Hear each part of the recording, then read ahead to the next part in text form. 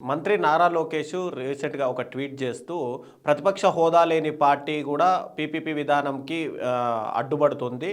ఈ ఒకవేళ ప్రభుత్వ మెడికల్ కాలేజీలు కంప్లీట్ చేయాలంటే 25 సంవత్సరాలు పడుతుంది అని చెప్పి ఆయన ఒక ఏఐ వీడియోని ట్యాగ్ చేస్తూ ట్వీట్ చేశారు. అయితే ఇక్కడ 10 మెడికల్ కాలేజీలకే 25 సంవత్సరాలు పెడితే, హైదరాబాద్ లాంటి రాజధాని నిర్మించాలి, అమరావతి లాంటి రాజధాని నిర్మించాలంటే ఎన్ని సంవత్సరాలు పడుతుందంట? అది అర్థం లేని వాదన. ఎందుకంటే లోకేష్ గారు నేను చెప్పాను కదా, ఆత్మరక్షణలో పడ్డారు. వెనక్కి రాలేరు, ముందుకు పోలేరు. ఎందుకు ఇట్లాంటి నిర్ణయం తీసుకున్నామని ఆలోచించుకుంటే మంచిది.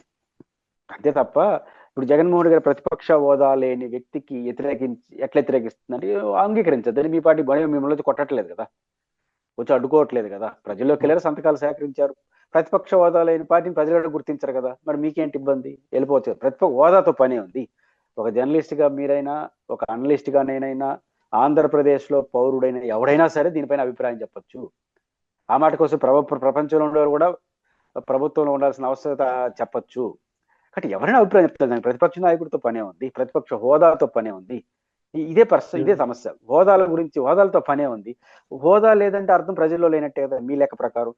పట్టించుకోవద్దండి, వెళ్ళిపోండి ముందుకి. ప్రతిపక్ష హోదా లేని జగన్మోహన్ రెడ్డి గారు తిరిగి ప్రభుత్వంలో తీసుకుంటామన్న చేసిన హెచ్చరికల ఫలితంగా ఈరోజు టెండర్లు వేయలేదు, బిట్లో పాల్గొనలేదు. అంటే వాళ్ళు గుర్తిస్తున్నారు, మీరు గుర్తిస్తే సరిపోతుందా? కాబట్టి హోదాల పంచాయతీ కాదు. కాబట్టి మీరు రాజకీయంగా తీసుకున్న నిర్ణయం అనేది కొంచెం నష్టం కూరుకున్నది. ప్రజలు కూడా దాన్ని అంగీకరించట్లేదు. సో దాని నుంచి వెనక్కి రండి, అంతే తప్ప కూడా 50 ఏళ్ళు ఏంది, 100 ఏళ్ళు కట్టచ్చు, 1000 ఏళ్ళు కూడా కట్టచ్చు. ఇప్పుడు టెండర్లు అయినాయి, ఎరకి నిజంగా ప్రభుత్వం అనుకుంటే ఇంకో 3 కాలేజీలు రన్నింగ్ లో వచ్చేసి ఉంటాయి. ప్రభుత్వం అనుకోలేదు కాబట్టి 2 ఏళ్ళైనా అసలు ఒక ఇటుకు కూడా పడాలి. అక్కడ ప్రభుత్వం ఎంత ప్రయారిటీ ఇస్తుంది అనే దాన్ని బట్టి కాలేజీలు కడతారు. ఇప్పుడు జగన్మోహన్ రెడ్డి గారు 6 మెడికల్ కాలేజ్ పూర్తి చేసి దాదాపు 8, ఒక రకంగా చెప్పాలంటే 9 medical college ready to occupy 5 years. దీంట్లో కరోనా టైం తర్వాత వచ్చింది. 3-4 ఏళ్ళు 9 చేసిన వాళ్ళు ఇంకో 3 ఏళ్ళు మీరు 8 చేయలేరా? కాబట్టి ఎన్ని రోజుల్లో చేస్తాం అనేది మనం కేటాయించే నిధులు మన ఇంట్రెస్ట్ బట్టి ఆధారపడి ఉంటుంది. జగన్ గారు ఏ రోజు లేకుండా ప్రభుత్వ మెడికల్ కాలేజ్ 9 ఎప్పుడైనా వచ్చినాయా? 5 ఏళ్ళు ఒక టెన్యూర్లో 5 తెచ్చాడు. ఆయన టాప్ ప్రయారిటీ అది. మీ ప్రయారిటీ ఏదనేది సమస్య. కాబట్టి డబ్బులు 4-5 వేల కోట్లు, దాంట్లో 5,000 కోట్లు పెడితే పూర్తి అయిపోతుంది చంద్రబాబు గారు చెప్పారు. ఇంకొక 5,000 కోట్లు ఖర్చు పెడితే 5,000 కోట్లు ఖర్చు పెడితే చంద్రబాబు గారు చెప్పినట్టు పూర్తి అయిపోతుంది అన్నప్పుడు దీంట్లో 40% నిధులు కేంద్రానికి కదా, మీరు పెట్టాల్సిన 3,000 కోట్లే కదా. సంవత్సరానికి 1000 కోట్లు అయినా 3,000 కోట్లు పెట్టేసి 5 ఏళ్ళు పూర్తి చేసేవచ్చు కదా. ఏమి లెక్క ఇది? కాబట్టి లోకేష్ గారి లెక్క కరెక్ట్ కాదు. ఏమంటే వాళ్ళు లెక్క కరెక్ట్ కాదని తెలిసి ఎందుకు మాట్లాడుతున్నారంటే ఒక కన్ఫ్యూజ్. అంటే ఇది చెప్పాం కదా, ముందుకు పోలేరు, వెనక్కు పోలేరు. వెనక్కి రావడం సమస్య, ముందుకు పోలేకపోవడం కారణం గందరగోళం. కాబట్టి ఇది మొత్తం జగనే కారణం. జగన్ను పట్టించుకోవాల్సిన అవసరం లేదని వాళ్ళే చెప్తారు. మళ్ళీ అన్నిటికీ జగనే కారణం వాళ్ళు చెప్తారు. ఇక్కడ పంచాయతీ వస్తా ఉంది.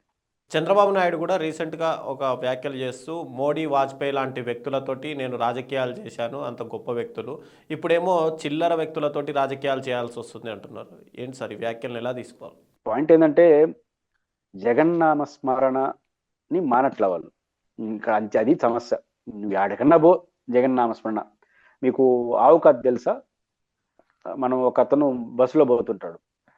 మీలాంటి జర్నలిస్ట్ పక్కన ఉండుకొని ఏం కనపడింది అంటే ఆవు కనపడింది, ఆవు మేత వేస్తా ఉంది, అది పోయి పాలిస్తుంది. మళ్ళీ ఇదేందో ఆవు కత్తని మళ్ళీ రైలు ఎక్కిస్తారు. రైల్లో ఫాస్ట్ పోతుంది కదా అనుకుంటారు. రైల్లో పోతా అంటే ఏం చూసి పొలాలు చూసినా పొలాల్లో ఆవు ఉంది, ఆవు మేత పెడుతుంది. హెలికాప్టర్లో పోతుంటారు, ఇంకా కనపడదు కదా, కానీ చూస్తే ఆవు ఉంటుందని అనుకుంటున్నాను. ఆవు ఉంటే మేత మేస్తే ఆవు పాలిస్తుంది. ఇది తెలుగుదేశం పార్టీ కూటమి ఇదే పంచాయతీ. ఇప్పుడు జగన్నామస్మరణ ఆపేయండి. మీకు డంపింగ్ మెజారిటీ ఇచ్చారు ప్రజలు, 164 సీట్లు ఇచ్చారు, చరిత్రలో ఎప్పలేనట్టుగా.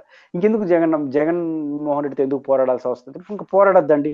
అసలు జగన్ అనే వ్యక్తి ప్రత్యర్థి కూడా ఉండడానికి వీళ్ళని రాజకీయాలు చేయండి. మీరు అన్ని పనులు, కూటమి ఇచ్చిన ఎన్నికల హామీలు, అమరావతి రాజధాని, పోలవరం, డబుల్ ఇంజిన్ సర్కార్ కదా, సంపద సృష్టి, ఇవన్నీ కంప్లీట్ చేసేసేయండి, బాగా చేసేయండి. ఇంక జగన్మోహన్ రెడ్డి గారు ప్రత్యర్థి కూడా ఉండడంట, మీ పోటీ కాదు, ప్రత్యర్థి కూడా ఉండలేడు మీరు ఇవన్నీ చేసినారంటే. ఆ పని చేసేయండి. జగన్తో ఎదుర్కోవాల్సిన అవసరం కొత్త ఆయన కూడా వస్తాడు. కాబట్టి ఆయనకి పదే ఆయన వస్తే పరిస్థితి ఏంటి?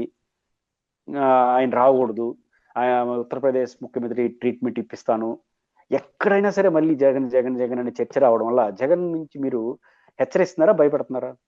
మనం భయపడిపోయి జగన్ హెచ్చరిస్తే ఎట్లా? జనం ఏమనుకుంటారంటే ఇదో భయపడుతున్నాను అనుకుంటారు, మీరేమనుకుంటారు? హెచ్చరిస్తాం అనుకుంటున్నారు. అంటే జగన్ అనే వ్యక్తి చాలా ప్రమాదకర వ్యక్తి అని చెప్తున్నామని మీరు అనుకుంటున్నారు, కానీ జనం ఏమనుకుంటున్నారంటే జగన్కి వీళ్ళు భయపడుతున్నారు, జగనే మేలేమని జనం అనుకుంటారు.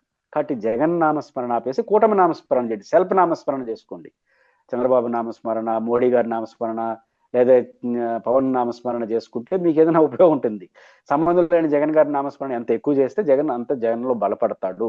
ఈ విషయాన్ని కూటమి పెద్దలు ఎంత త్వరగా ఆలోచించుకుంటే అంత మంచిది. లేకపోతే మాత్రం మళ్ళీ ఏదో తెలియని గందరగోళం, మేము సరిగ్గా చేయట్లేదు అనుకుంటున్నారా, మళ్ళీ జగన్ వస్తాడని మీరు అనుకుంటున్నారా తెలియదు, కానీ ఇది ప్రభుత్వానికే నష్టం.